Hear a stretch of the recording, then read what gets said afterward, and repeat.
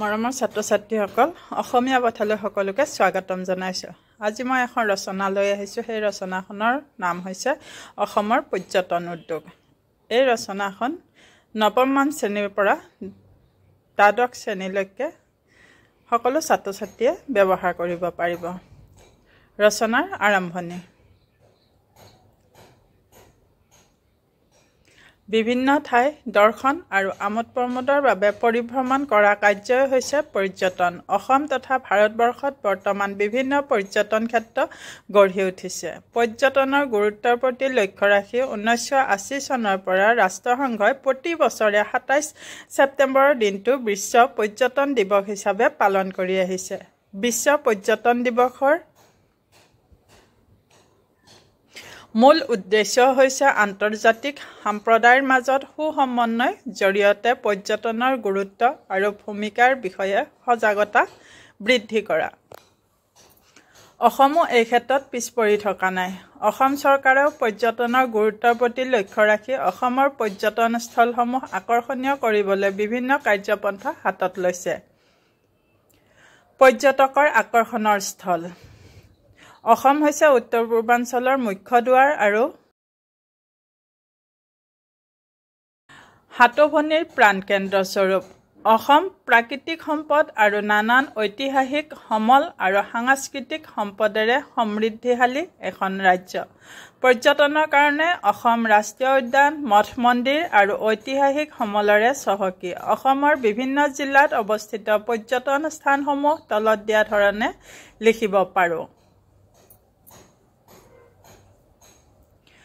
যোৰহাট অসমৰ চাহ উৎপাদনৰ অন্যতম স্থান হোৱাৰ লগতে প্ৰাকৃতিক সৌন্দৰ্যটো চহকী।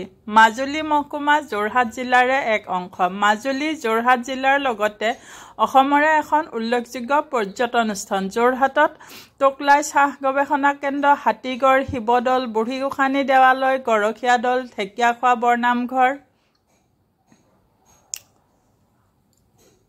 লাচিত বৰফুকন মৈদাম, অসম সাহিত্য সভাৰ মুখ্য কাৰ্যালয়, চন্দ্ৰকান্ত সন্দিকৈ ভৱন, যোৰহাট জিমখানা ক্লাব, মাজুলীৰ বিভিন্ন সত্ৰসমূহ আদি উল্লেখযোগ্য পৰ্যটন স্থান আছে। অসমৰ ঐতিহ্য আৰু সংস্কৃতিৰ এখন অনুপম স্থান হৈছে শোণিতপুৰ জিলা। উষা পাহাৰ, অগ্নিগড়, মহাভৈৰৱ মন্দিৰ, চিত্ৰলেখা উদ্যান আদি উল্লেখযোগ্য পৰ্যটন স্থান।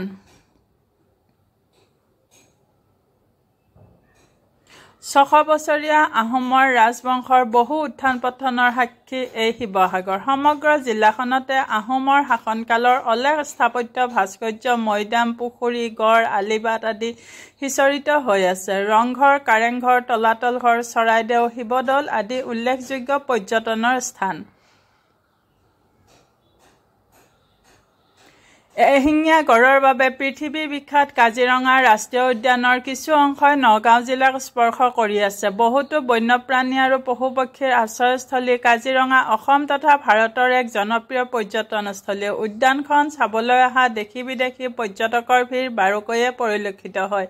তাৰোপৰি বৰদোৱা থান, পক্ষীতীৰ্থ, চাপানালা নামে ঠাইত থকা চম্পাৱতী জলপ্ৰপাত নগাঁও জিলাৰ এক আকৰ্ষণীয় পৰ্যটনস্থলী। ডিমা হাছাও প্ৰাকৃতিক সৌন্দৰ্যৰে সমৃদ্ধিশালী অসমৰ এখন পাহাৰীয়া জিলা। সদৰ স্থান হাফলং এখন সুন্দৰ ঠাই তথা অসমৰ একমাত্ৰ পৰ্বতীয়া স্থান। জাতিংগা হাফলঙৰ নিকটৱৰ্তী গাঁও, যি চৰাইৰ আত্মহত্যাৰ স্থান হিচাপে বিখ্যাত।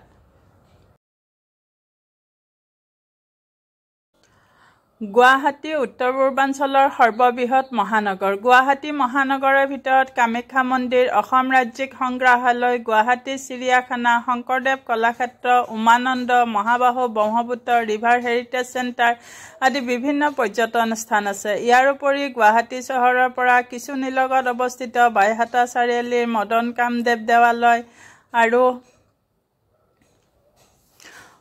বগামাটি, ভালুকপুং, দক্ষিণ কামৰূপৰ চান্দবী বিল আকৰ্ষণীয় পৰ্যটনস্থলী।